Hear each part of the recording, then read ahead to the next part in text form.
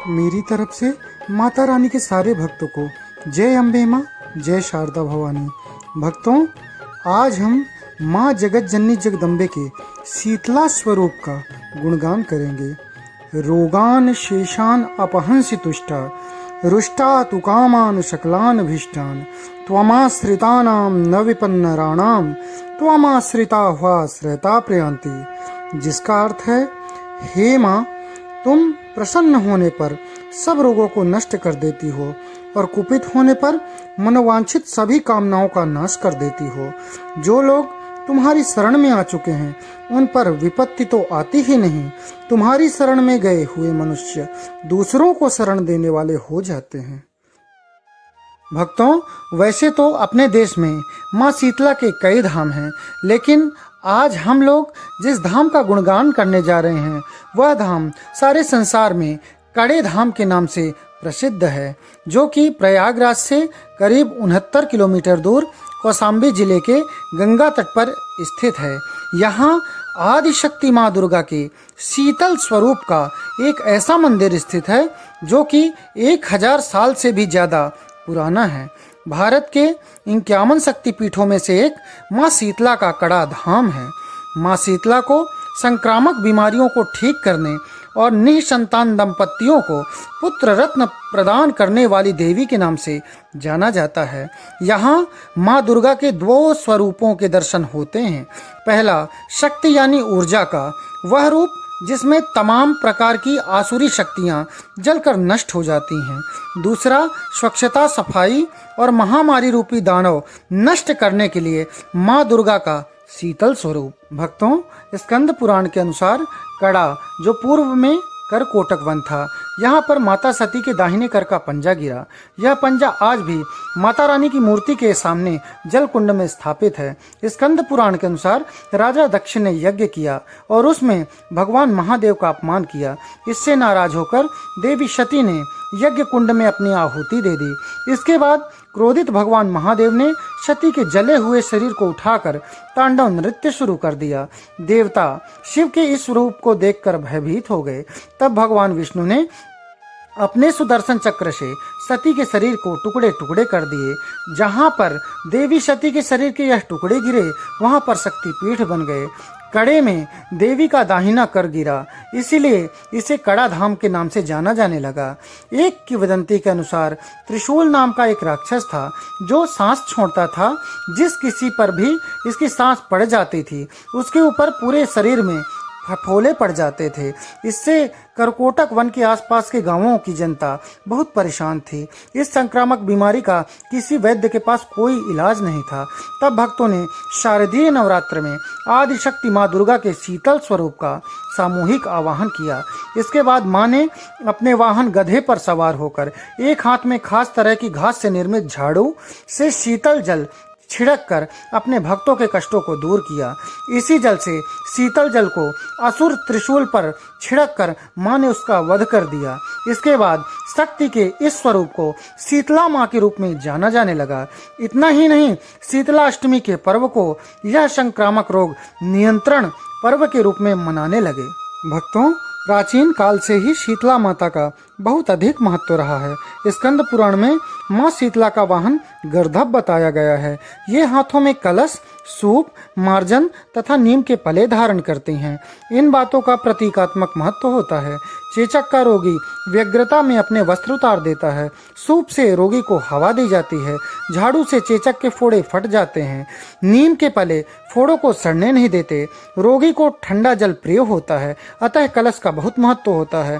गधा यानी गर्दभ की लीद के लेपन से चेचक के रोग ठीक हो जाते हैं। यहाँ हर साल गधों का मेला लगता है जिसमें देश के कोने कोने से लोग आते हैं। कड़ा धाम के 15 किलोमीटर के दायरे में स्थित गांवों में आज भी छोटी चेचक व बड़ी चेचक की बीमारी को छोटी या बड़ी माता कहा जाता है। माँ शीतला पर यहाँ के लोगों की इतनी आस्था है कि लोग छोटी चेचक व बड़ी चेचक से प्रभावित रोगी के ऊपर जलहरी का जल डालते हैं तो रोगी ठीक हो जाते हैं।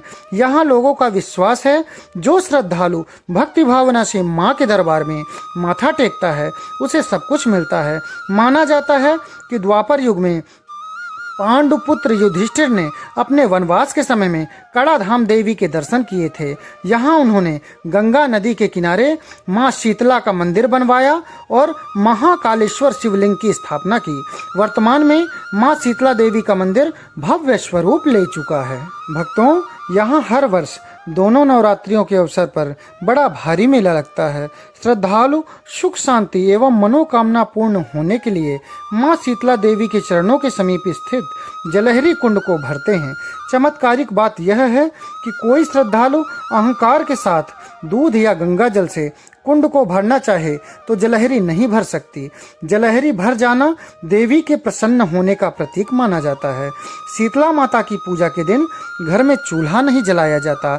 आज भी लाखों लोग इस नियम का बड़ी आस्था के साथ पालन करते हैं। शीतला माता की उपासना अधिकांशतः वसंत एवं ग्रीष्म ऋतु में होती है।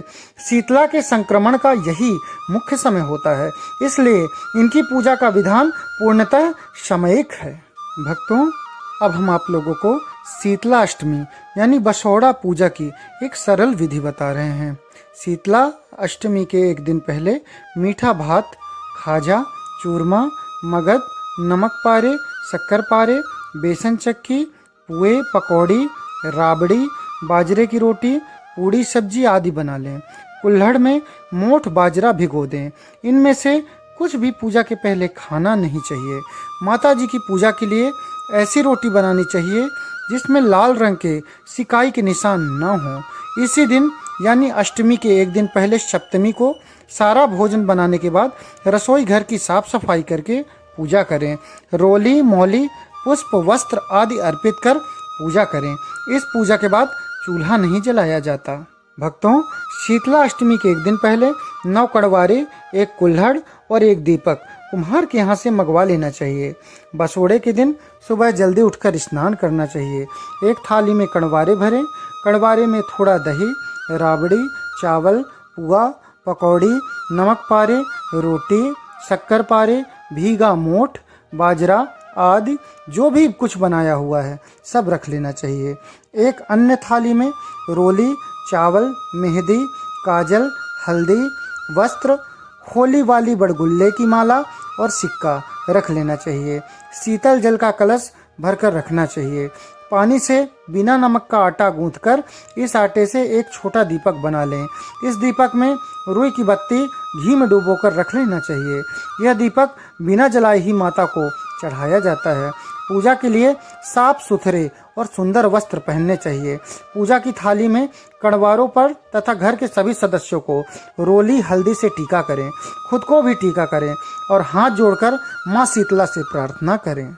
मंदिर में जाकर माँ शीतला की पूजा करें। यदि शीतला माता घर पर हो तो घर पर ही पूजा कर सकते हैं। सबसे पहले माता जी को जल स्नान कराना चाहिए। रोली और हल्दी से टीका करें।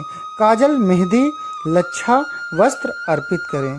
पूजन सामग्री अर्पित करें। बड़गुल्ले की माला व आटे का दीपक बिना जलाए ही अर्पित करें। आरती या गीत आदि गाकर माँ की अर्चना करें। अंत में वापस जल चढ़ाएं और जल चढ़ाने के बाद जो जल बहता है उसमें से थोड़ा सा जल लोटे में डाल लें। यह जल पवित्र होता है। इससे घर के सभी सदस्य आंखों पर लगाएं। थोड़ा जल घर के हर हिस्से में छिड़कना चाहिए। इससे घर की शुद्धि होती है और पॉजिटिव एनर्जी घर में आती है। इसके बाद जहां होलिका दहन हुआ था वहां पूजन करें। थोड़ा जल चढ़ाएं, पूजन सामग्री चढ़ाएं। घर आने के बाद पानी रखने की जगह पर पूजन करें। मटकी की पूजा करें। बचा सारा सामान कुंवारी को, गाय को या ब्राह्मणी को दे दें। बोलिए शीतला माता की जय। भक्तों, अगर आप ये सारी विधि नहीं कर पा रहे हैं और माँ शीतला की कृपा चाहते हैं तो भी आप शीतला अष्टमी के दिन प्रातः उठकर स्नान करें और घर में या मंदिर में जाकर माँ शीतला के दर्शन करें और माता रानी को पानी वाला नारियल भेंट करें। ध्यान ये रखना है कि पूरा दिन कोई भी गर्म वस्तु नहीं खानी है।